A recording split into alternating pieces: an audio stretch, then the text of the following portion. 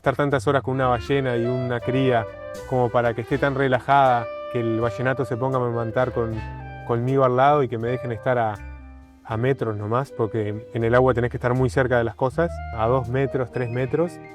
También es como un privilegio enorme y te hace darte cuenta que estás ahí porque los animales quieren y que esas cosas no se darían si estuvieses molestando. Hoy nos acompaña un filmmaker que se sumerge bajo las aguas y pasa días durmiendo en un árbol para encontrar las imágenes de los animales que luego disfrutamos en los documentales. Santiago Cabral es de Maldonado, Uruguay, y realizó el primer registro de una ballena franca austral alimentando a su cría. Y también comprobó, luego de días de filmación, que los pumas en la Patagonia se alimentan de los pingüinos. Mi nombre es Inés Pereira Rivero y esto es Vitamina C, un podcast para conservar la conversación. Bueno, Santi, sos de aquí, de Maldonado, del este, estás al lado de la costa, o sea que el mar ha estado muy cerca tuyo desde siempre, pero ¿cuándo se te ocurrió esta idea de ir bajo las aguas? La verdad que sí, tuve una suerte increíble haber nacido acá y haber pasado toda mi vida acá, tener el mar siempre cerca, y creo que siempre como que hubo una atracción, siempre en la costa haciendo surf o haciendo bodyboard, yendo a la playa nomás todo el tiempo. Y después tuve la oportunidad de viajar, mis padres trabajaban mucho en la temporada acá, entonces en el invierno también les gustaba ir como para el lado de Brasil a desconectar un poco. Y bueno, y ahí mientras que ellos se relajaban, yo que me aburría mucho, empecé a agarrar máscaras de snorkel, siempre alguna cámara bien de vuelta, entonces siempre como que canalizaba todo y me pasaba horas y horas en el agua. Y fue medio que ahí empecé a descubrir, así que desde chico ya pasando lo más tiempo que podía en el agua. ¿Y ahí era solamente buceo o ya la cámara estaba incluida bajo en esos viajes? Creo que se fue dando las dos a la vez. Obviamente que cuando aprendes a bucear no vale la pena llevar una cámara porque ya estás ocupando mucha de tus capacidades en aprender a bucear, pero viendo las fotos y eso, antes habían cámaras descartables a rollo que las revelabas siempre encuentro un montón de fotos de haciendo snorkel o de la playa, de esas cámaras, así que ya creo que fue como medio a la vez que mis padres me daban una cámara y ya era como anda a entretenerte por ahí. ¿Y tú tenías pensado ser biólogo? Sí, o sea, en realidad mi decisión de ser biólogo yo lo veía como una de las herramientas para ser camarógrafo de naturaleza. Entonces yo de chiquito, si me preguntabas qué quería hacer, era camarógrafo de naturaleza. Entonces la decisión de ser biólogo en verdad era un camino para después ser camarógrafo. Y bueno, después me di cuenta que me iba a llevar mucho tiempo y que capaz que se enfocaba en muchas cosas que en realidad no eran ideales, o sea, no iba a ser un camino tan óptimo porque me iba a llevar mínimo 6 años terminar la carrera o más. Y bueno, y después me di cuenta, leyendo en internet y muchos consejos de camarógrafo, diciendo que lo que valía más era la experiencia en el campo. Entonces nada, ahí fue que dejé la biología y me fui a hacer guía de safari a Sudáfrica y aprender directamente estando en la naturaleza. ¿Y cómo fue esa experiencia? ¿Qué Y edad tenías? yo ahí tenía 18, 19, recién cumplidos, y fue increíble. La verdad que vivir en una reserva, en carpa, estuve como un año casi, que los leones me pasaban por al lado, durmiendo, escuchabas todos los animales. En ese momento ahí no había internet, no había Starlink, no había nada, entonces creo que si quería hablar de acá con casa tenía que subirme a un segundo piso de un balcón, estirar la mano y a veces entraba algún mensaje que otro. Pero nada, aprendí muchísimo, me conecté mucho con la naturaleza y la verdad que recontra sirvió y me encantó, lo extraño mucho, pero también después de haber pasado tanto tiempo en un lugar, como que ya necesitaba moverme un poco más para otros lugares, otros ambientes, como que necesitaba un poco más de variedad. Y bueno, pero me sirvió un montón. ¿Cuánto tiempo pasó desde ese safari hasta todas estas experiencias que has vivido? Y después de eso, de lo de safari, llegué a una empresa de turismo de tiburones, que justo uno de los dueños tenía una productora audiovisual y también tenía esta empresa. Entonces yo podía trabajar como voluntario en la empresa esta y cuando no habían producciones, yo estaba trabajando en el lado del turismo, que también me dio un montón de experiencia en trabajar en barcos, en mares bastante complicados, porque era el invierno en Sudáfrica. Y ahí estuve como 6 meses y al mismo tiempo ahí aproveché a hacer mi curso de Dive Master. Entonces yo también era guía de buceo para esta empresa, también como que me dio muchas oportunidades. Y salieron un par de producciones en las que asistí y ahí como que empecé. Y después me empecé a mover para ser asistente y salió un trabajito en Cuba que terminaron vendiendo el documental para National Geographic.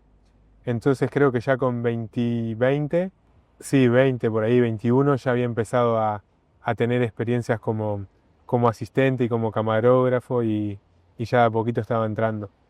Y además de National Geographic, ¿con qué otras empresas o qué otros medios has trabajado?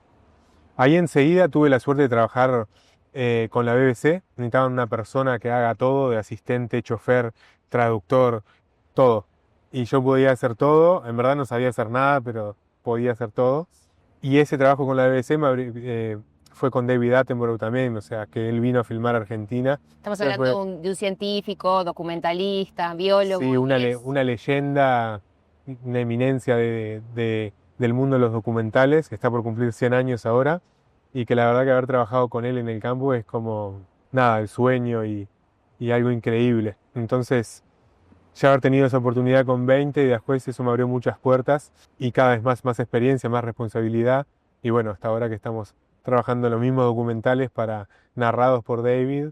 Y nada, increíble, así que mucha suerte. Que acá, sí, pero más allá de la suerte, es una cuestión de actitud, ¿no? Porque también vi una entrevista que tú decías, yo ya sabía cómo terminaban los mails de la BBC, entonces buscaba y buscaba los nombres de las personas y empezaba a mandarle a todo el mundo. O sea, hay una cuestión de actitud también en esas búsquedas. Sí, la verdad que eh, nunca tuve plan B en tema de que lo que quería hacer. Tampoco sabía si se podía vivir de esto, era como que no tenía ningún contacto, no tenía idea, la verdad, cuánto se podía hacer, si se podía vivir de esto.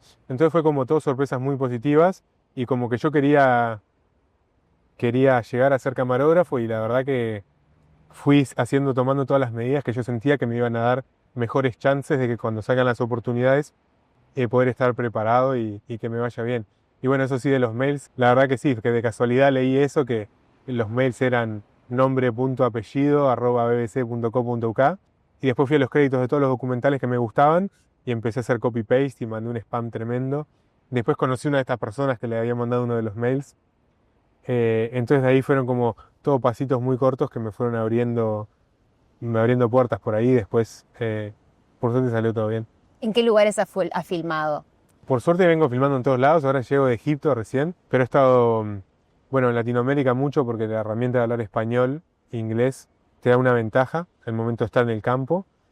Entonces por Latinoamérica, por México, por un montón de lugares, pero después también por Bahrein, por Kenia, por Zambia, por Sudáfrica, por todos lados, en Egipto ahora. Tengo que hacer un poco de memoria. Pero En Sudamérica también has estado sí, filmando. Sudamérica un montón, mucho en la Patagonia, mucho en la selva, en Perú, Colombia, Ecuador.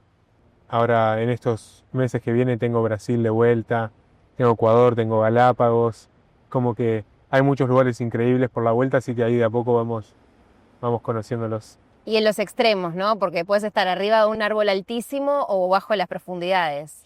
Sí, hay mucha gente muchos camarógrafos que se especializan en algo puntual, como solo abajo del agua o solo aves. Pero nada, yo he tenido la suerte de que he podido ir abarcando todos los trabajos y la verdad que eso me encanta, porque la variedad un poco está bueno poder pasar meses buceando, pero a la misma vez después que te llamen a un trabajo en la montaña y poder vivir eso también. Así que por suerte vengo pudiendo hacer de todo un poco. ¿Y cuántas horas has estado arriba de un árbol esperando justo el momento en donde va a pasar algo con esa ave que intenta filmar o ese mono? O... Demasiado. A veces nunca llega el momento, pero por día, a veces estamos 10, 12 horas esperando en un escondite a que pase mientras haya luz, entras antes del amanecer y te quedas todo el día escondido sin hacer ruido, te llevas la comida, todo el mate, todo para todo el día y después salís a la nochecita cuando ya no hay más luz para filmar. Y bueno, así he pasado meses. Me acuerdo siempre en la filmación de 2 meses que estuve atrás de un ocelote, que es tipo un gato salvaje, que hay en la selva hay muchos lugares, pero justo estábamos en una selva en Perú, esperando que este ocelote cazara papagayos, y estuve 2 meses, todos los días, 12 horas por día en este escondite, y no filmamos nada. Así que, nada, pasa eso también. No llegaste a esa toma, pero sí tenés la primera de un puma alimentándose de un pingüino. Sí, eso también. Fue un comportamiento muy particular que no se da mucho.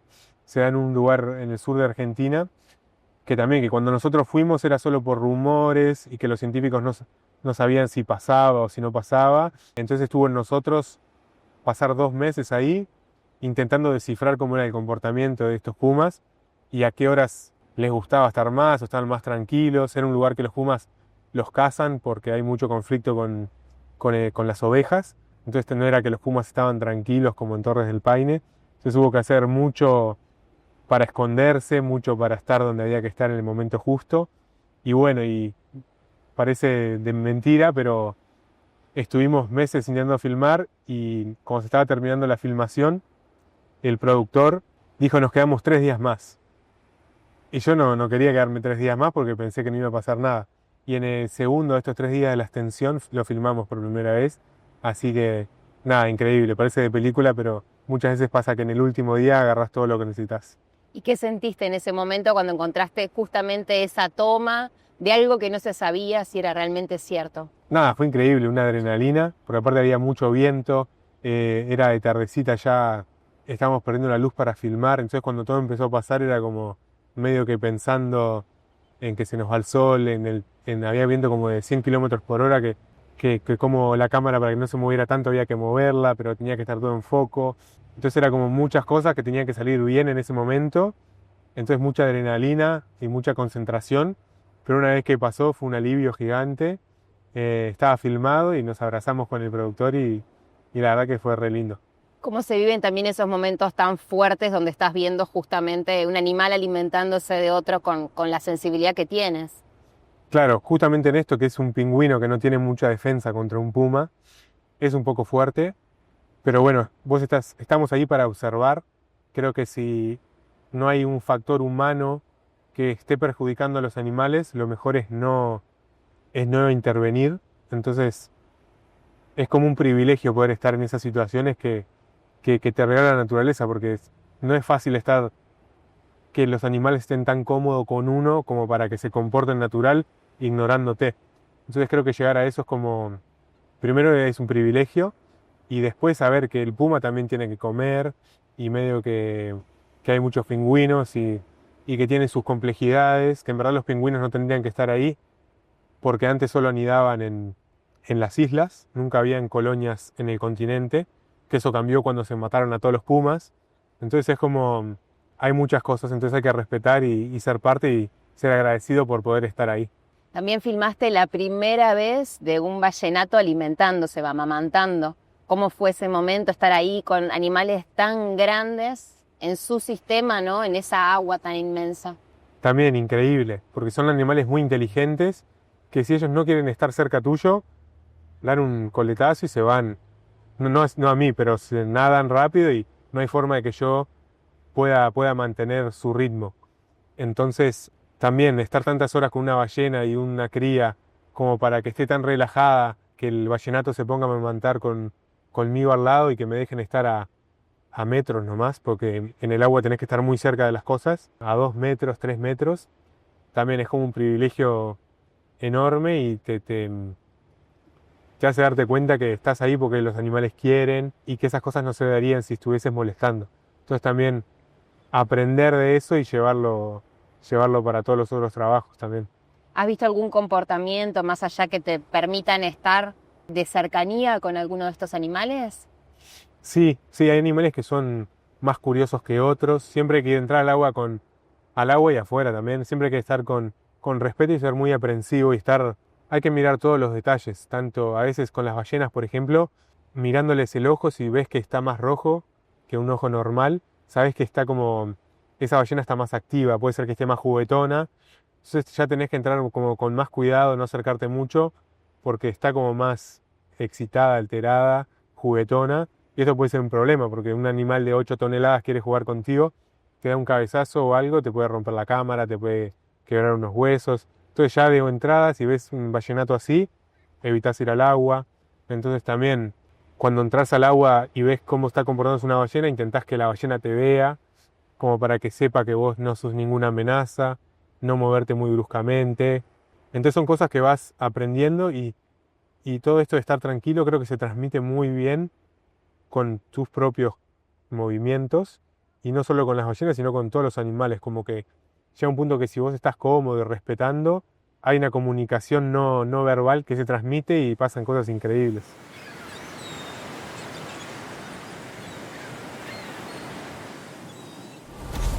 ¿Cómo fue filmar los primeros tiburones y cocodrilos, que son a veces especies que uno les tiene tanto respeto, ¿no? Por lo que nos cuentan culturalmente, el cine, los documentales.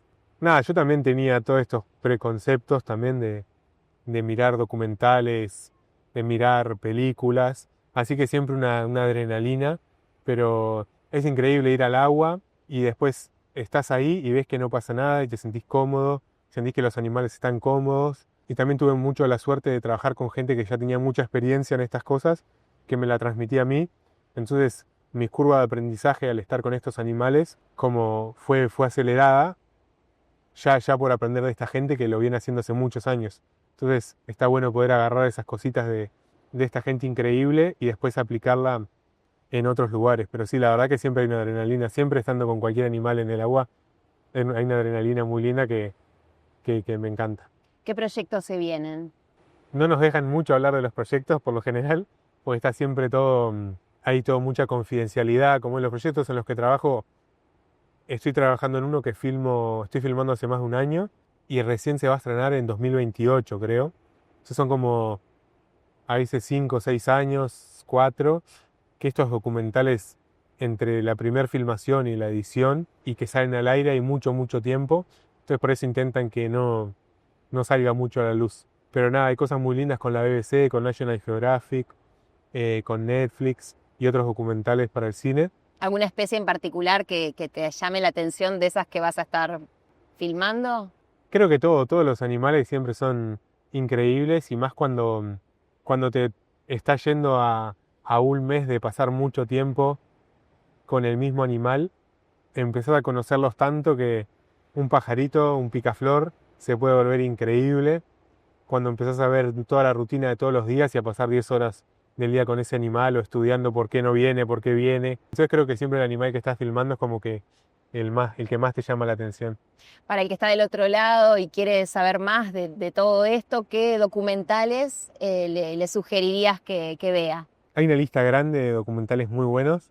Creo que los que están más accesibles en Netflix es la primera temporada de Our Planet. Para mí es increíble, muy lindo. Tuve la suerte de trabajar en 3, 4 secuencias, pero todo el documental, trabajó gente muy talentosa y todo el documental es alucinante. Así que eso es una buena serie para empezar. Si alguien quiere bucear y hacer esta experiencia contigo y filmar y acercarse un poco más al agua, ¿cómo puede hacer? Nada, se pueden conectar conmigo. Ahora estamos con un amigo, Kevin Zawali, que es otro camarógrafo argentino, que trabajamos muchas veces juntos. Decidimos empezar a hacer de vez en cuando alguna expedición a distintos lugares. Ahora estábamos en Egipto haciendo eso, y medio que para hacer talleres y mostrar cómo trabajamos, también para que puedan experimentar un poco cómo hacemos un poco las cosas nosotros. Y ahora esta vez lo hicimos en Egipto. Vinieron varias personas de Uruguay, también fueron varios argentinos, chilenos, y pasamos 2 semanas buceando más no poder, y estuvo muy lindo. Así que de vez en cuando intentamos hacer eso, pero bueno, también un poco manejando nuestros tiempos, porque si no estamos nunca acá. Muchas gracias, Santi. Un placer bucear contigo. La verdad que sí, gracias. Pronto nos encontramos en un nuevo episodio con Sabor a Mar. Si te gustó este episodio, dale like, compartilo y suscríbete a nuestros canales. Conserva la conversación. Seguinos en YouTube, Spotify, Apple Podcast y en Instagram. Vitamina C Podcast.